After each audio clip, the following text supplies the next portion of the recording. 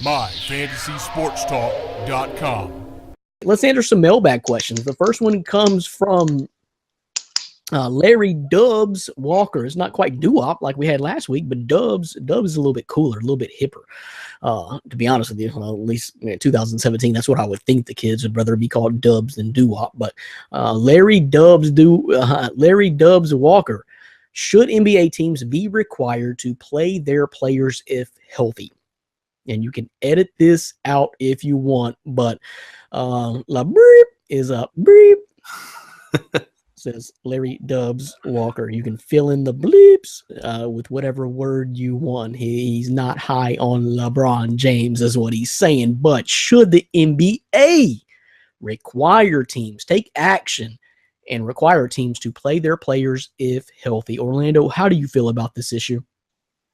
I'm going to disagree with them. I mean, he sounds like he is taking a bit of jabs at LeBron. And I guess from that standpoint, I agree that LeBron and Kyrie and Kevin Love could have played that Saturday primetime game because they're all healthy. It makes more sense that they play that game on ABC as scheduled and take Sunday off because they don't have a game Monday and Tuesday. They don't play again until Wednesday tomorrow. But, by the time it hears the game would have been started. So it makes more sense that they would have played that Saturday game compared to them take the day off and then play Sunday, because then they get 3 days off after that. But as far as when it comes to resting, yes, especially getting closer to playoffs, I'm resting my guys. Regardless of what anybody says, I know it's a money league. I know they're gonna, a lot of stations, Disney, ABC, ESPN, a lot of those, the big networks are going to get mad that they're resting these guys. But you look at some of these back-to-backs, and I think they have to. Golden State, for example, too, they had that crazy road trip. I don't remember the games exactly, but they had that 8-game crazy road trip where they had 3 back-to-backs. And I know some people threw a fit too because they rested their guys against the Spurs last week. But it made sense, and especially when I think they got blown out, right? Or they got beat pretty bad by Minnesota that Friday before. I mean, so if I'm Steve Kerr, I'm resting my guys too. So when it comes down to rest, I don't agree with that. And I think the league going forward next year will be a little bit better when it comes to scheduling and how they schedule some of these back-to-back games, especially when they're primetime games. I think you are going to see a little bit more of a bit of a cushion when it comes to primetime games. And Saturday's not the only primetime games they play. You think about it, they got the Tuesday night fan games. They, TNT always has those Thursday night games. Right, even Monday night now. And even Monday night now. So because I know Saturday they trying to make it, I saw they're trying to compare. That's a new thing. That's kind of a TV contract dispute right now. That's why they're unhappy because you got this new Saturday primetime thing, and now it's not working out. Well, they're trying to compare it to their version of Monday Night Football, but I mean that's not going to happen.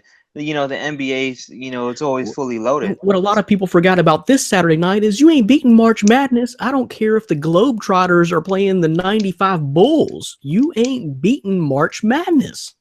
Exactly. So I know and again, it comes down to a lot of those ratings. So, but looking at that, I think next year the NBA will schedule some of these teams better, especially on primetime games. And I do not have a problem with teams resting their players. Yeah, because Pop started it all. You know why? Because he got a bunch of old guys, right, Dan? He started on, and everybody caught on. Yeah. Well, it's because they ran Matlock reruns at the game time. They just couldn't miss it. It just couldn't happen. So, that's something to do with it, I think. Matlock, yeah. Matlock and Murder, She Wrote. Anyway. Oh, I will continuously give my thanks to Pop because if it wasn't for him resting Tim Duncan, we wouldn't be able to play until he was 40. So I will say that. I'm not going to say it wasn't smart. That's for sure, man. I'm not going to say it wasn't smart at all. And they have done what they've had to do, and I don't think it's the NBA's business. But anyway, Dan, how do you feel about it? Yeah, I'm kind of indifferent to it. I understand both sides. It's definitely today's NBA isn't, the 80s NBA where stars played every game. So I understand the need for it. I wouldn't mind something, to policy it a little bit, do have the NBA do like an injury report type of thing like the NFL does where you have to, put guys on an injury report if they're going to miss a game or do something of that. So at least it's but you could lie though, right? That's kind of the thing I would tell the NBA is teams could lie to you. LeBron could sit out due to a bone bruise. Who the hell knows what that means? It's a bone bruise. So maybe the thing is if If he has that bone bruise, when did he get it? Because on the injury reports, we have to document that type of stuff. I don't think the NBA would go to that quite extent. Right, that's what I'm saying. So they would need to do something like that if they were to policy it. They can't. I don't think they can just say no. You're not allowed to rest players. Well, that's obviously not going to work. Having policies in place might be able to get you there, but ultimately, I don't see it happening. Just screw the NBA about it. It's just not putting money in their pockets. But I don't really care about that, to be honest with you. If the NBA misses a couple million, they're making plenty. Look at the salary cap and the contracts they give out. So if players don't want to, if they want to rest, more power to them, I guess. I don't really care too much. I'm not at those games, but if I'm at those games, that's where I kind of want to see it. Well, I agree with you there. That's why I would be a little bit indifferent too. But in this day and age, I'd be very careful about who I buy tickets to go see and what time of the year it is, because it could happen. And I know people it's happened to, and I feel bad for them. The Cleveland Cavaliers game was one this year. I know someone who bought tickets for him and his son, for a Grizzlies game to go see the Cavaliers. And that's when they didn't play the big three at all. And that was very disappointing. But I learned vicariously through that. I may not buy tickets to go see those teams anymore. And one thing about it is, if that's what we're really going to, and if you're only buying tickets, and I'm speaking for anybody all across the world, if you're only buying tickets to go see the visiting team play, then shame on you. You should be buying more regular tickets to go see your home market play if you live in a home market, but I mean, Orlando could attest to that. Spurs fans ain't necessarily eating up tickets to go see LeBron and them play.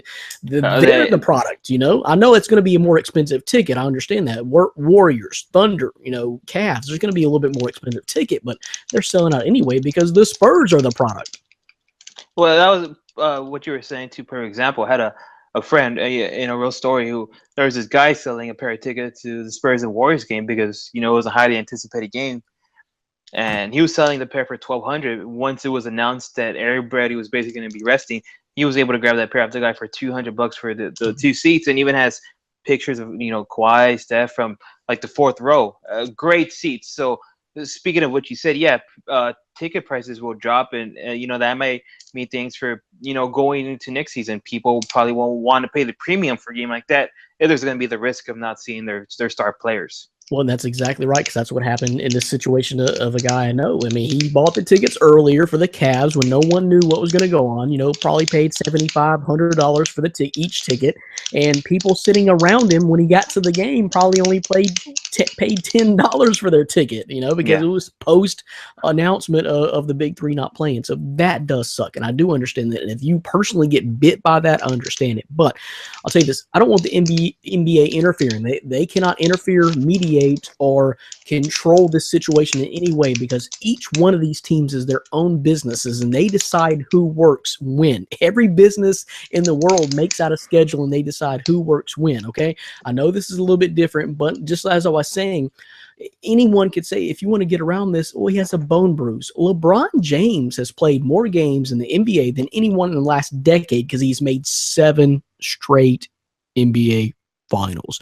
I want you to hear that right. Okay, so he's played a lot of games, and I hear the old school guys like Karl Malone's saying what they're saying, but I don't think Karl Malone led as busy of a lifestyle as LeBron James. LeBron James makes more off the court than he does on the court. Way, way, way more money off the court. He has other responsibilities too. So I don't want the NBA interfering in this. They can't. They cannot legislate this at all. Okay, it's just something you're going to have to deal with and buy tickets for games more cautiously as a fan.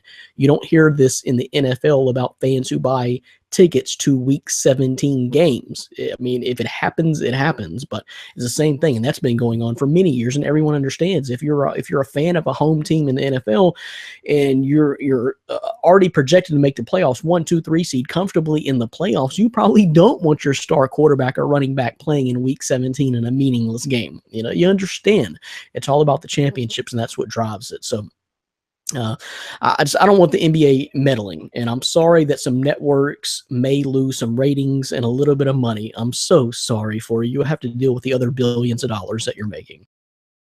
For the full podcast, check us out on myfantasysportstalk.com, YouTube, iTunes, and SoundCloud.